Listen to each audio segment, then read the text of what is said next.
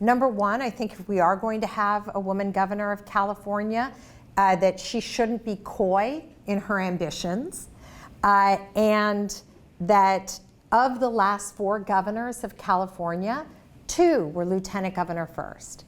I have found my first 4 years as lieutenant governor to be a very good training ground for the bigger job. But in order to get there, it takes building a foundation of support, and that takes time, and it certainly takes my being reelected as lieutenant governor first.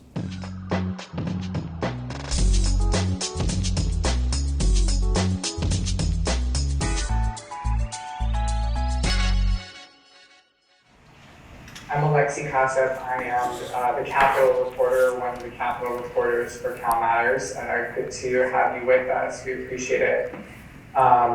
So we wanted to start off with just a couple of questions that would allow folks to get to know you a little bit more outside of the context of your work as the lieutenant governor. So I think the first thing we were wondering is, what is one thing that you think people get wrong about California?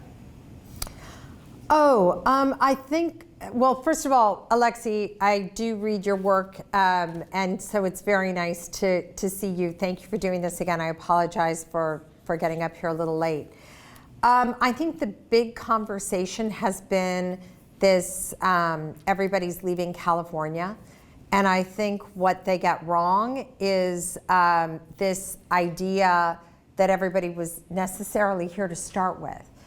California has always had people coming and going, and when Elon Musk famously declared he was leaving, and there were a lot of stories about that, people were asking us, is this true? Is everyone leaving?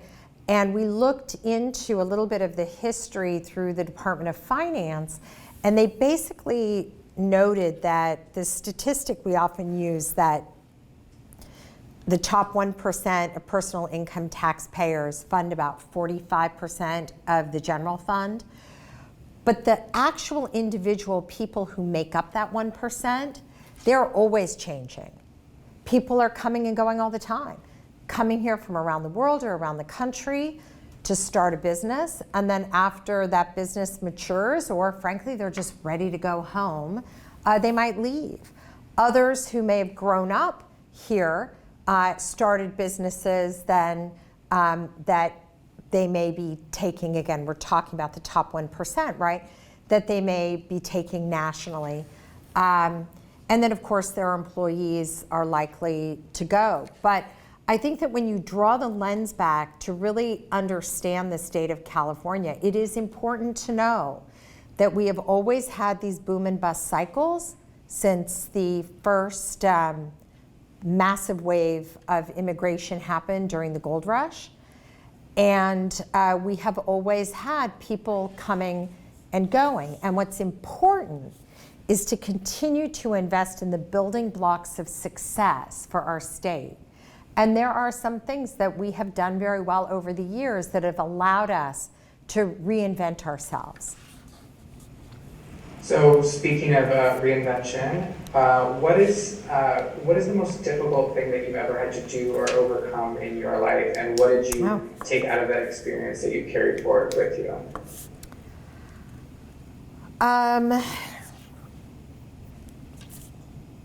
That's interesting. I guess it just goes to say, look, I've been very lucky in my life.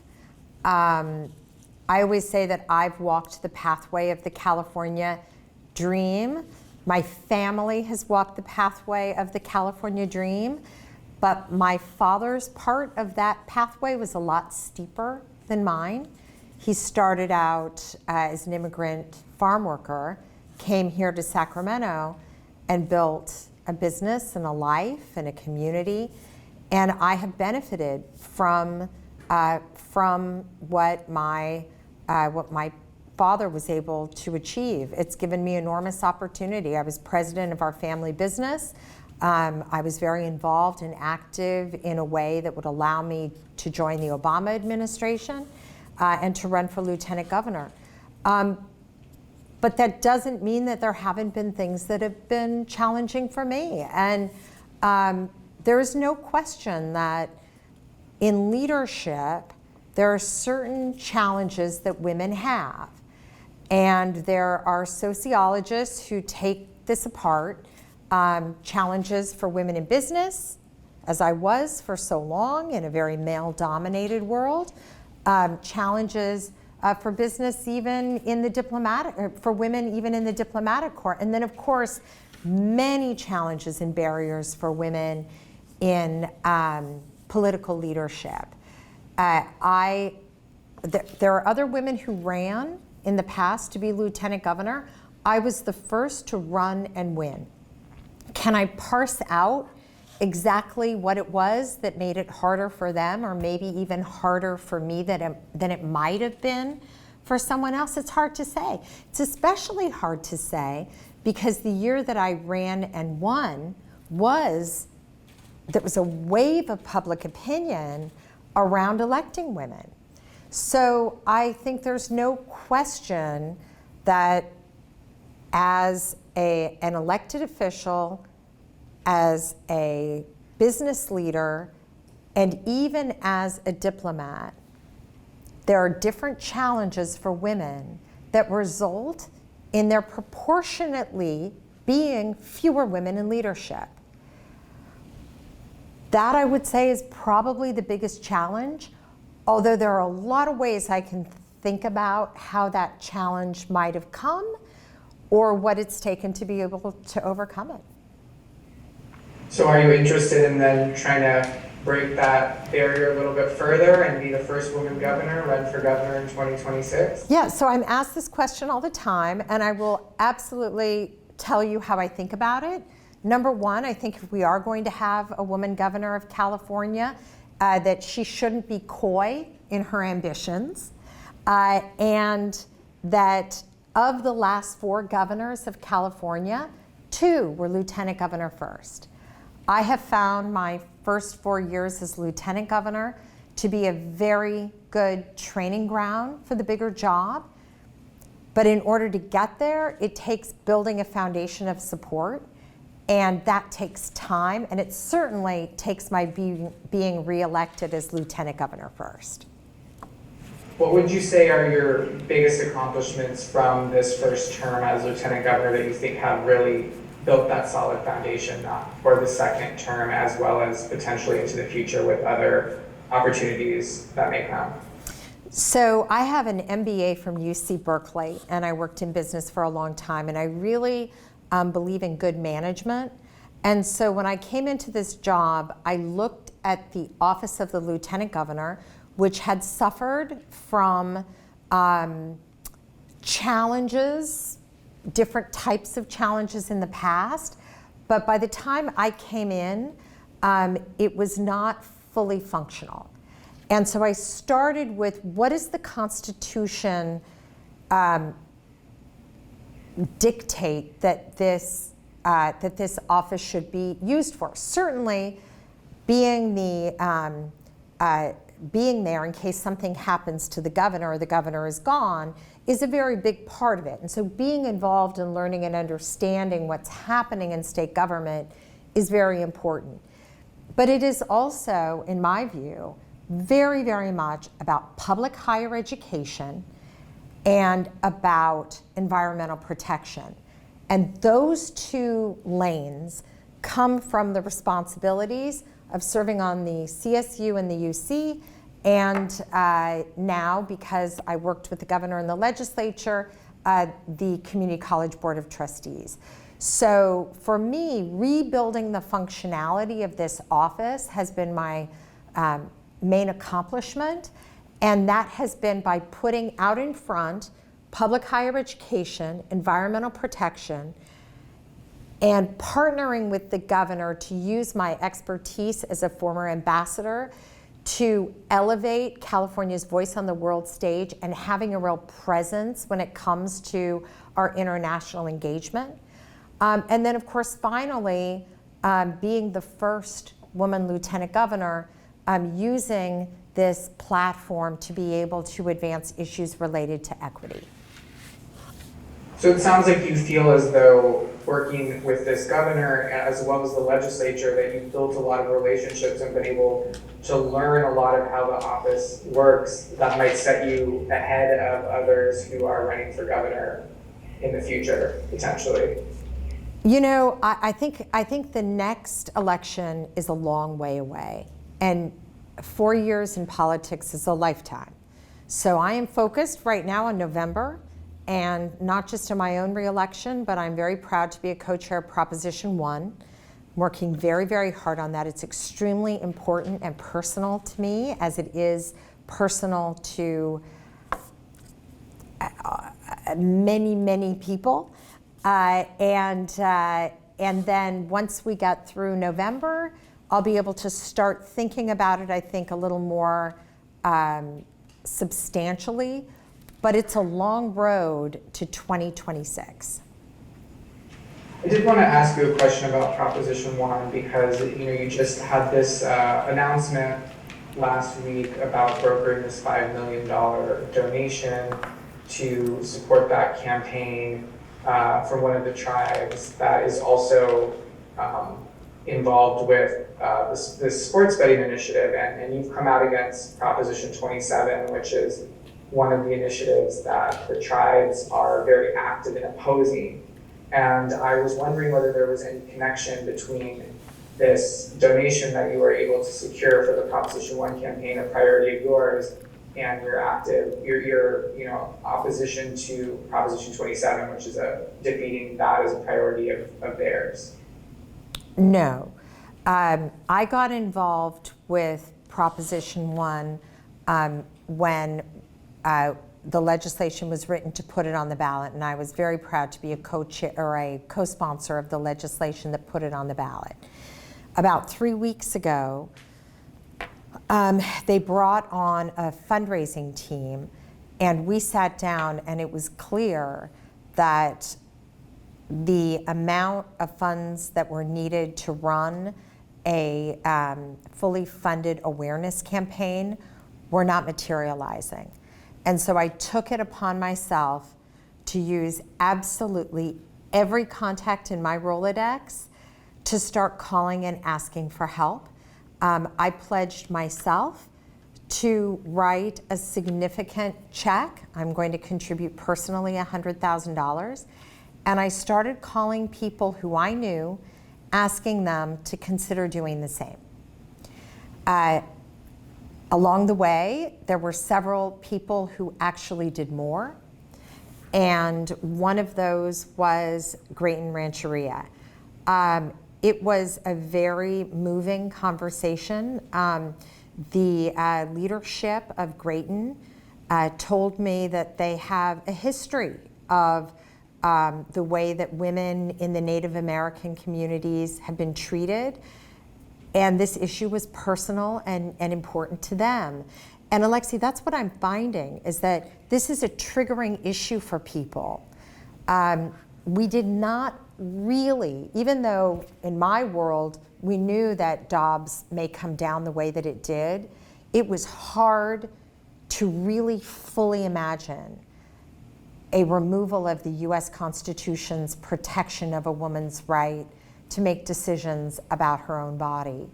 And once it happened, across the state and across the country, people have become very triggered and very engaged. But there's also the technical need to fund an awareness campaign, because fewer than half of California voters even know that this is on the ballot right now. So as I was calling and saying, will you help us? Yeah, we know for sure if California voters know this is on the ballot, they're going to vote for it. But we need to make sure they know it's on the ballot. We need to make sure that they look for it and that they vote the way that we believe that they will vote. And their response was, look, this is really important to us and we want to help in a meaningful way. And they, it was 11:30 last Friday night, 10 days ago. They called and told me that their tribal council had voted to do this, and they've already made the contribution. And frankly, with the support of Great and Rancheria, we now have the ability, to begin the process of educating voters. So as part of that conversation, did you commit to be more public in your opposition to Prop 27 Absolutely or anything no. like that? Absolutely not. No. Was So not part of it. So you're not going to do anything different than you would have otherwise on that? No. Can I just ask do you feel it's important to be involved on the sports betting issue, and are you supporting Proposition 26, or are you just opposing Proposition 27? So, look, I'm a very active member of the political, grassroots political world in California. I worked for the California Democratic Party. In 1992, I was a paid staffer. I've been a delegate to the Democratic National Committee's DNC convention, I think 7 times. So when I am excited about something or interested in something, I like to make sure that my voice is heard. I like to be involved. It's not always the case. There are some things where I think, let's just see what happens and not get involved. But when it comes to tribal sovereignty, as someone who was born and raised and grew up watching the evolution of the way that California's tribes have suffered and struggled, and how they've been able to empower themselves through the use of native lands, the way that they use them as casinos, I think they've done a good job stewarding that space, and they give back a lot. And so when big national conglomerates want to come and do online sports betting, and the tribes say no, I think I'm in agreement with that. But do you favor Proposition 26? Do you favor allowing some level of sports betting on in tribal? So I think that this again is a question of do I believe that the tribes can steward betting in California? Certainly better than these outside companies. But look, I'm not an expert on sports betting, but I do think that if that space is going to be managed by anybody, I think we should look first to the tribes to do it, because they're the ones who steward that space in our state. So I'm going to hand you over to my colleague to discuss some higher education policy issues in a second here. But before I do that, I just wanted to give you an opportunity to give us the scoop on any big actions that you might take this week as acting governor. Going to sign and veto any legislation or anything like that? So this has been a trip of the governor's has been planned for a while. He is in the middle of bill signing. And I am sure that he will have plenty of time when he gets back on Thursday to be able to resume that role. But certainly if there's something that needs immediate attention, this is my job to be available. Thank you. Good afternoon, Lieutenant Governor. I'm Michael Zinshane, the higher ed reporter at CalMatters. We met very briefly at the UCLA Regents meeting sometime in the summer. I forget if it was May or July. So thanks for joining us. So I'm gonna start with the first question. So California in the late 1970s committed about 18% of the general fund to higher education. Now it's about 10%. Should the general fund go back to that higher amount for public colleges and universities? First of all, I want to thank you for writing the piece that you did on AB 410. SB 410. You should know, doesn't have an extra number. Because these are really important conversations. and they don't get the kind of coverage I think that they should. But in terms of, look, I see public higher education through the lens of investment. It's not consumption. When we put money into our system of public higher education, we get a return on that investment over time, which is the growth of the California economy. I believe that so strongly that I am always going to advocate for every dollar that we can to be put into public higher education, because it is a clear investment in our future. And it isn't just an investment, in the future GDP. It's an investment in the richness of the fabric of our society, and it is an investment in our democracy. So I feel very strongly about that. It's not just in my own family that this has been true. It is something that in 4 years of being on college campuses, I see and I witness every day. Even though the funding, particularly with the compacts, the funding is now at historic levels in terms of the overall numbers. There is great need for more. These are complicated and very large institutions, the CSU, the UC, and the community college system.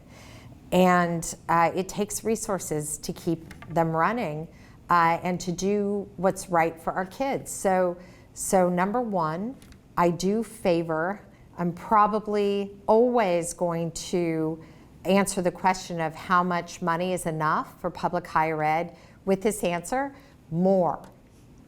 But the other thing that we can do is we can make our resources go farther, which is why I spend so much time working on the issues surrounding improving graduation rates and improving associate's degree for transfer programs, and basically being able to build more housing on our campuses to help overall in this effort to deal with the costs of education beyond just tuition, which of course are the basic needs. So speaking of graduation rates, the Cal State University system graduates Black students at 22 percentage points lower than white students. It's been that way for a while. What's your solution for closing the gap? This is it is a very it's very troubling. And when at the beginning of COVID, when the governor and the legislature said they were looking at the recovery through the lens of equity, equity, diversity, equity, and inclusion, I think that that's been manifested, but we have generational challenges that we're still trying to fix. What I think is really important is making sure that there are the mentors who are there to help students navigate the system, and that we have enough of the courses that students want to get into that they don't have to wait a long time in order to be able to take the classes that they're looking to take. And that frankly, overall, students in the CSU are very likely to take time off or to drop out entirely because it's just too expensive. And that includes the opportunity cost of being away from home, not working a job, and going away to school. So overall, our graduation rates are really low. It's not just for African American students, it's for everybody. When I first started, the numbers were somewhere close to about 25% of CSU students graduated in 4 years. Now, because of the initiatives that have been put in place, it's gone up to 33% graduating in, or 35% graduating in 4 years. Any private university, if you said that only 1 in 3 of your students are graduating after 4 years, people would rebel against such a notion. So we have a lot of room left to grow in figuring out how to make sure that when our students arrive on campus, they have the support and the assistance that they need, and a system that's easy enough to navigate, that they know how to get all their credits in 4 years and get their major done, but also that the overall cost to them is remains affordable. So in that answer that you just gave, you spoke about graduation rates more generally, but there is that gap, and it's a deep gap. And yeah, but again, the graduation rates are woefully low. 1 out of 3 students in our system graduating in 4 years. The fact that it is even less if you happen to be African American is absolutely unacceptable. But the problems that are holding back the African American students, some of those are what's holding everybody back, like the cost of being there and the confusion over what you need to do to get through the system. Now, how do we particularly focus to help bring the students of color, African American students up, not just to the level of their white peers, but to a point where they can enroll in a state university and graduate in 4 years, like their counterparts at private universities? There's a lot of work to do. And the challenges, the buckets of the challenges are the ones that I mentioned. It's too expensive, it's too difficult to navigate, it's too complicated, you don't have enough support. And it's not just the cost of tuition, it's the cost of living there and the opportunity cost of not working, not being at home working a job. Moving over to the UC, as you know, the state is paying the UC to enroll fewer out-of-state students to make room for more Californians. Do you support continuing to pay the UC to do this, even during a recession? You know, what we need is more places. We need the size of California has grown far faster than the size of the enrollment of our classes, or of our campuses. We need more spots. And one way that we can do that is by improving graduation rates. Even at the UCs, they could be better. Another way that we can do it is by having more resources in order to be able to grow the number of spaces. And then, as you noted, one way we can deal with the fact that there really is an outcry among California families that their students are performing well enough in high school. Where is the promise that there's going to be a place for them in the UC if they want it? And if they meet the level of capability to warrant their being able to attend. And so I think that this is a really important way to address the challenge in the short term. But the long-term way to address the challenge is by using our resources to build more capacity in the system as a whole. So I do support it, but my hope is that by doing what we're doing, which is building out more capacity in the system, that we'll be able to enroll as many out-of-state students as well. Out-of-state students enrich the student body. Foreign students enrich the student body. But you want to have the right balance, and you also want to make sure that there is as much room as possible for qualified California students. That's all for me, so I'm gonna pass the mic to Grace. Great. Hi, I'm Grace Getty. I'm our economy reporter, but I'm also going to be asking a couple of questions on the environment. Do you support efforts to phase out fossil fuels in California, including shutting down offshore oil rigs in state waters? So I've been very focused on the issue of offshore drilling since I ran for office. We have had some notorious, horrible spills off of our coast, most recently just a year and a half ago off of Huntington Beach. There's a lot of history of offshore oil drilling, and over the years, there has been less and less offshore oil drilling.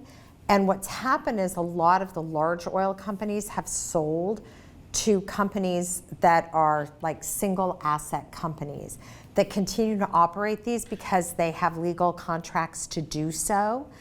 And in order to buy those contracts out, it would take a very, very significant financial resources of the state that I think there would be a lot of debate as to whether or not that made sense. What I am focused on is when we do have the legal authority to transition away from offshore drilling, that we do it. And so since I have been in office, we have seen the closure of 3 offshore oil operations and the transitioning and transferring over of offshore lands, significant thousands of acres, back into the marine sanctuaries. So phasing this out is a top priority to me. But what is also important is making sure that those companies that we can't buy out because it's just prohibitively expensive, I think is really the issue for several of those, but that we are using every tool in the toolbox to make sure that spills don't happen. It doesn't make sense for California to have offshore drilling anymore. The waters off of the coast around Southern California are far more valuable to us as a state in terms of recreation, in terms of habitat, in terms of trade. It just doesn't make sense to have this activity going on. And so I'm very committed to the process of phasing it out. And one other thing I'll just mention is I had the opportunity to partner with David Chu and be the co-sponsor of legislation to build major offshore wind facilities off of our coast. And that's something I'm very excited about and look forward to working on in my second term if I'm reelected. Another water-related question. What's the significance of the Seabed Mining Act that the governor just signed? So the significance is that we have very sensitive environmental resources off of our coast, and by prohibiting seabed mining, it sends a clear message to anyone who might want to come in and operate that kind of activity that it's not allowed. It also sets a message for the rest of the country that California has taken this action in order to protect the natural resources off of the coast. Got it. Okay, now I'm going to ask some Mining. economy-related questions. Mining is enormously disruptive activity.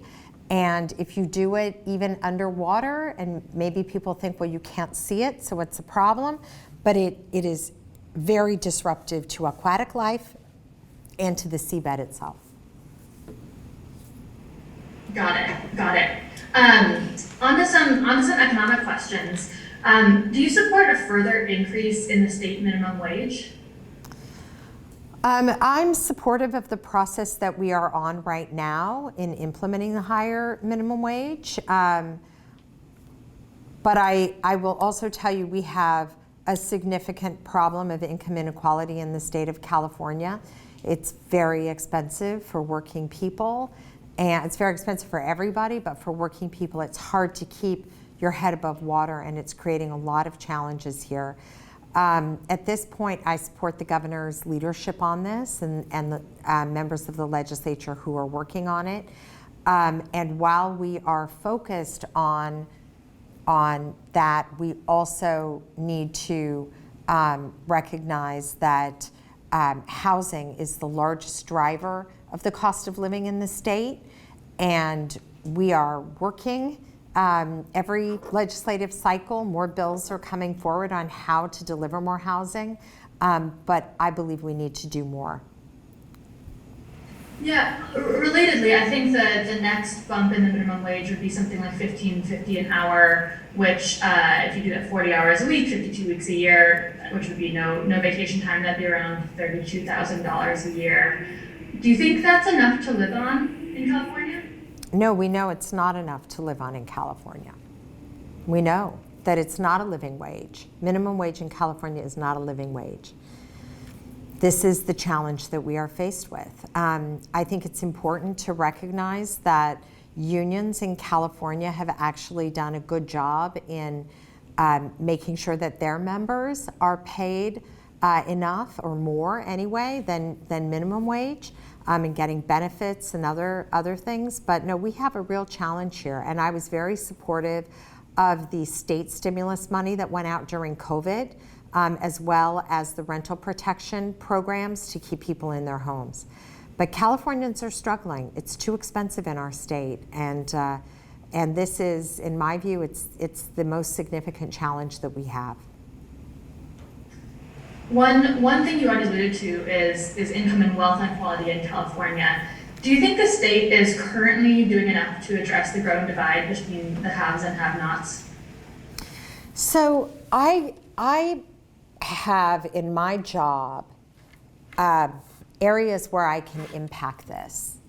And that's why it's so important to me as Lieutenant Governor to really focus on the things that I can do. And public higher education is the greatest way that people can get themselves into a bracket of being able to be in a job that makes it more likely that they can afford to live here. There was a study that came out just a couple of years ago that said that by 2030, we need 1 million more people with advanced degrees in our state. And we know that people with advanced degrees are generally making more than minimum wage. So that, again, is how I've taken the opportunity that I have through the office that I hold to try to make progress on these issues, and why I spend so much of my time, not just on the UC and the CSU, but advocating for the Lieutenant Governor to serve on the Community College Board, which I now do, in order to be able to look holistically at public higher education, how we can get more kids into the system and out with their degree faster. Over 60–70% of students who enroll in our community college system say that they want to transfer to a UC or a CSU. Only 4% of them do after 2 years. That, to me, is where I can use my job and my office in order to be able to help make sure that people can get paid more by getting the job training and getting the skills that they need in order to be able to enter the workplace at a higher level and be able to meet the demand for the really good paying jobs that are out there.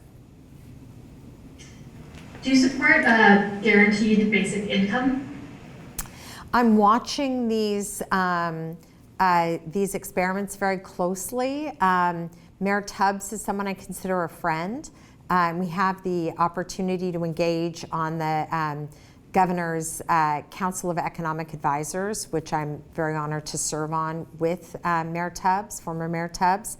I'm intrigued by it and I'm watching it. Again, this is not something that my office is directly engaged in implementation, the way that I work on these other issues I've described. But one way or another, we have to figure out how we are going to make sure that in the 5th largest economy in the world, people have the ability to have a roof over their head and food on the table. Great, well, thank you so much. I'm going to turn it over to my colleague Manuela. Thank you. Lieutenant Governor, I'm Manuela Tobias. I cover housing for CalMatters. My first question, as you can probably imagine, is about tackling the state's crushing affordability crisis, which you've alluded to multiple times already. how would you propose increasing the production of affordable housing, especially when the cost of a subsidized affordable unit surpasses $1 million in some parts of the state? So I was very happy when the federal government stepped in with the COVID relief packages that they did that allowed us to implement Project Roomkey. Plenty of challenges doing something like that had never been done before, but the transitioning to Project Homekey has been so far successful in delivering units lower than the number that you just mentioned. I come out of the housing construction background. Watching the cost of housing production skyrocket the way that it has does not bode well for the ability to build enough affordable housing to be able to deal with the problem in an immediate way. We need to leverage the private sector to build more units in our state in order that we can add to the supply. We do have a supply and demand problem that's driving up the cost, as well as you mentioned, the cost of actually building housing. So Project Homekey is helping, and it's turning out, I think, to be a good model. The governor and the legislature have committed more money by magnitudes than ever before in order to be able to deliver more affordable housing in our state.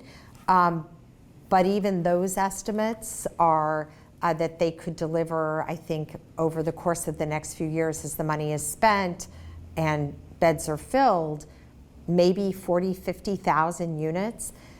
We have about 160,000 homeless in the state of California. And of them, I think about 111,000 are unhoused. So the magnitude of this problem is enormous, but the way that the governor and the legislature have used both federal funds and our budget surplus in order to try to meet this, along with care courts, which I think will help a certain segment of the mentally ill and unhoused population. I think that's all really very important. But we still have significant challenges. And then bringing it back to my office and what I have the ability to do, I have voted for the approval of 30,000 new housing units on our college campuses. So again, I have certain tools in my toolbox as Lieutenant Governor to be able to deal with these issues and bring to the table the expertise that I have as someone who worked in this industry. And to me, I'm working very hard to try to direct that toward helping with the student housing challenges. But I do appreciate and recognize and follow and often weigh in on what the governor and the legislature are doing in this space. And I certainly hope that all of these resources, billions and billions of dollars of resources, are actually going to move the dial on the problem. So it sounds like you're very supportive of the work that the governor and the legislature have done on this issue, but if the issue of housing and homelessness still pops up as the number one problem in the state time and again, and so I'm wondering if there's any additional measures that you would propose for either slashing housing costs, for not just to get people who are currently homeless into housing, but also lower income Californians who are really struggling to afford housing at the moment, and then also to house more people than through the programs that are currently being funded. So again, in my office as Lieutenant Governor, this is not an issue that my staff and I work on because I don't have levers. I do, however, have a bully pulpit, and I have some experience on this, and they do ask my opinion. So I just want to be clear for you guys that there is a difference between what I can do as Lieutenant Governor and also how I've been able to engage on a whole wide variety of issues as someone who has the word governor in my title. But a lot of that really is being a voice in these conversations. And so I guess the point that I'm trying to make here is that what we have done as a state over the last 3 years in this space, from care courts to Project Home Key to the massive billions and billions of dollars that are being used to fund tax credits for more affordable housing, and some of the legislation, including legislation that's sitting on the governor's desk right now.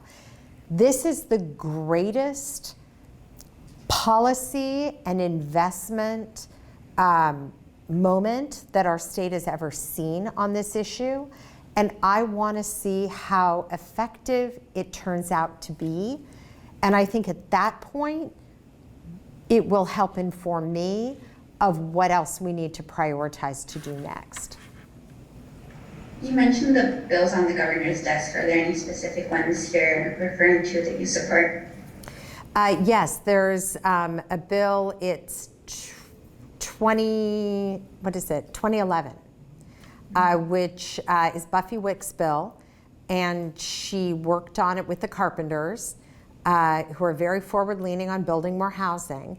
And this is one that I've taken a publicly support, and very hopeful that moves forward. But again, it's, I think they work through a lot of the controversial elements of it, but it's not a panacea. Nothing that has come forward will really, in my view, unlock the full potential of what we can do to build more housing. But I think that we are taking steps closer and closer to figure out how we can do it. And by the way, do it in a way that our communities don't go out of their minds. One of the things I did for 18 years in housing is I spent a lot of time with neighbors who were really concerned about what else was going to be built in their communities. And I respect the fact that people in their neighborhoods want to have a say of what their communities look like, and that there has to be a way to make sure that our cities and our counties are brought along in this process with us. But we have not built enough housing in the state of California over the last 20 years. That is how the problem has emerged. But fixing it is the process that I think we are in right now. And I see, if the governor is elected for a second term, if I'm elected for a second term, with some of the turnover in the legislature and some of the refocusing around this effort and trial and error by the legislature, I think we're going to continue to make progress. It's a little after 3, so if there's just 1 or 2 more questions. Sorry. So maybe if you give the governor a call, he'll let you sign that bill. Again, it's an anachronism. I appreciate the humor. Just because the governor is not here, even though the Constitution says I'm the governor is still the person who was elected by the people of California to make these decisions. So I recognize that. In the old days, if the governor left the state, who knew? Would he ever come back? California's huge. Where did he go? Right? But it's different now. And so we have a very good working relationship. I have been a constituent of Gavin Newsom's since the early 2000s, and all the ways that we're able to work together is what has made my ability to do my job for the people of California in an effective way. And I look forward to more of that in the second term. And by the way, that doesn't mean the governor and I always agree. And he always takes my calls if I have a concern or a point of view or a thought. And at the end of the day, what I think California, my constituents in California want, is to see government working, showing up, working, being transparent, and delivering on some of these hard issues. And I'm very, very honored to have the opportunity to do the work that I do for the people of California. I'm very hopeful that I'll be reelected to a second term. I do appreciate the reporting and the work that you do, I don't think anybody reads your stuff more than the people in elected office do. And there is, there can always be more, but without CalMatters and some of the places that are still doing this work, we would not have enough. So thank you. Thank you for having me. Thank you.